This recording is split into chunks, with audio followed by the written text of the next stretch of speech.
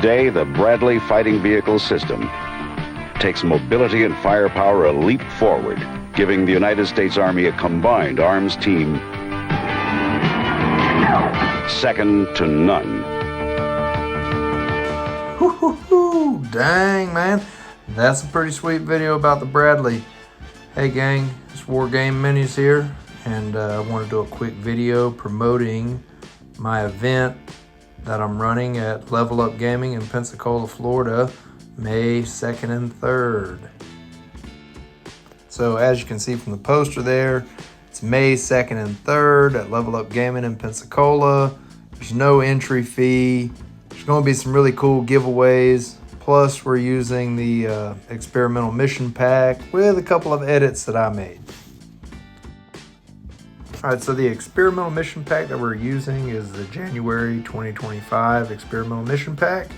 At the time of me making this video, it got released as the official mission pack, but me and the guys in my play group, we really kind of liked the way that it was.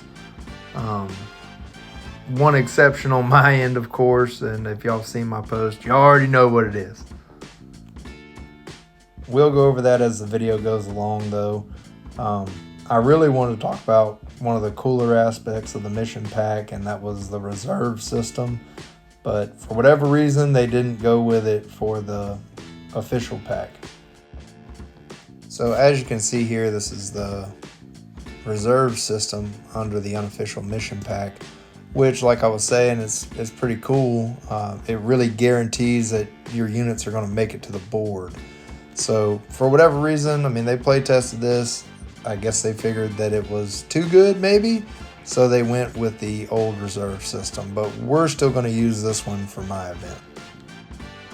So next we'll talk about Quiet Sector, which I made a lot of posts about this, and I kind of made fun of it. I think it was a poorly conceived rule, and I understand why they made it the way that they did. And when we look at the night-only missions, it makes sense to do something like Quiet Sector as a rule. What doesn't make sense is the flavor text of the Quiet Sector rule, which I feel like should elicit buy-in for the rule itself.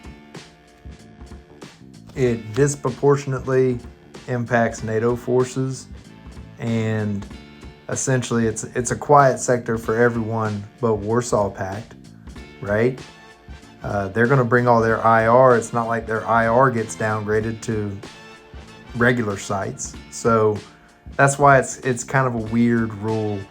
But it was actually changed in the official mission pack. They don't actually call it Quiet Sector. It's just a blurb on the front page of the night-only missions that tells you that all thermals count as infrared. We'll take a quick look at these night-only missions so you kind of get an idea as to why they made the rule the way that they did in regards to treating all thermals as IR. The night-only missions are pretty unique. They are only present in the defend stance pairing, and the games are played entirely at night. The night-only missions also include the patrol rule, which means that players have to send out a 5-team patrol of infantry, and it can't include heavy weapons. As you can see, the patrols start in a patrol area in no man's land, and they have an objective there as well. These patrols do not start the game dug in or on the ground, and the objectives in their patrol area are hot starting turn 1, which means they're in play and can be captured turn 1. Because of how close the patrol areas are to the deployment zones, you can really see how an infantry unit that gets thermal imaging really gets a huge advantage and could knock out the enemy patrol and take that objective pretty much immediately.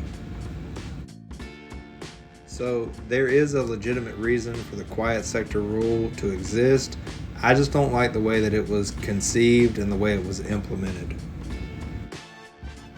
That being said, let's take a look at some of the playgroup edits that I made to the mission pack. So first we'll start with my replacement for the quiet sector rule, which is night fog. So thermal sights are really great, but under certain conditions they actually can be degraded. One such condition is fog. And you can do a very quick Google search and you will see that it'll tell you that thermal imaging sites do get degraded by fog. Now, this degradation doesn't make the thermal sights useless, but it's not the same as when you're using your thermal sights under optimal conditions. When I made this rule the way that I did, I wanted to check a couple of boxes. So one of them, it really goes hand in hand with the night-only missions because you have patrols. That's part of that flavor text where it's talking about the reason why commanders will send out patrols during periods of extreme limited visibility, which would be a foggy night. A commander is going to send out a patrol because the area that he's observing, he can't observe it as well anymore. So he's going to send out a patrol to try to make physical contact with the enemy so they can't just walk up on you. So one of the other boxes I wanted to check with this rule was to kind of put it more in line with how Battlefront has traditionally managed the thermal imaging advantage that certain countries have, and that's through random time of day. So if you're not familiar with the random time of day mechanic, essentially it makes it to where games might not be fought at night, but if they are, they won't be fought entirely at night.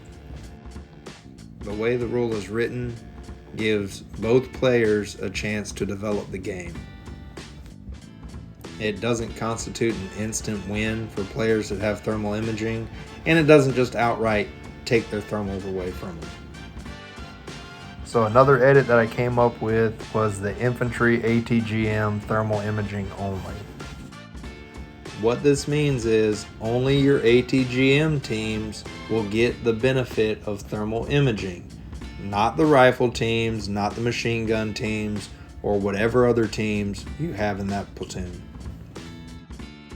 I understand that the thermal sights on the Dragon and the Milan can contribute positively to the situational awareness of a platoon, but it's kind of a stretch to say that the ATGM crews would be able to accurately relay adjustment of fire commands to the rest of the platoon, especially at night.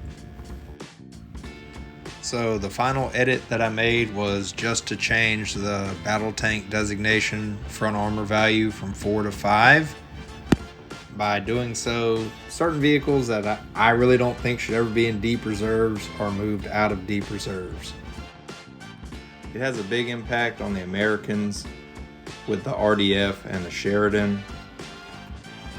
It also helps the French and Iraqis with the AMX OFF-1 self-propelled artillery unit.